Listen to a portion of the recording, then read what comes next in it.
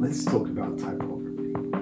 It's far more than just a choice of font. It's a form of visual communication that transforms inherent meaning in written language. We will explore this in more detail before exploring some of the extra powers that come into play when combining typography and motion design. Let's get started. Sharing ideas is what we do as human beings, and as civilizations have developed, so has complexity in writing. The first form of writing was considered to be developed by the Sumerians around 3500 BC. Today, reading and writing is commonplace, and so the focus has broadened from what we are trying to say to how we are saying it. Typography helps us set the tone of written language.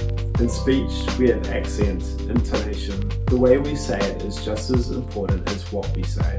And the same thing goes for typography. Writing is a visual medium, and the tone in which we communicate follows this medium also.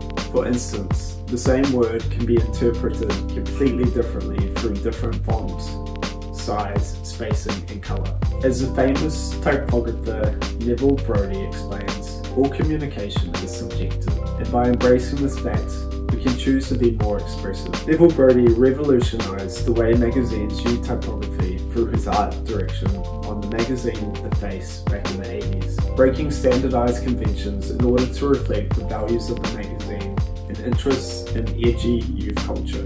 In an article by Emily Gosling, which I'll link in the description, Brody said something that I found really thought-provoking. He said that when it comes to typography, if there's some practical use for it, such as legibility, then it's valid. But if it's set that way because of taste or culture, then it's challengeable. It's important to understand the context, but then it's also important to embrace creativity, and sometimes we're looking to push the limits of what's possible. As motion design continues to grow as an industry, we're seeing new ways of pushing the limits of typography, and also expanding the possibilities to express ideas more fully. So what happens when we take typography and combine it with motion design? We can lead the timing and pace, and also bring life to the content through the principles of animation. Growing and shrinking, moving, transforming. We have even more opportunities to break conventions of traditional typography, but at the same time, to create a voice that static visuals might be limited in.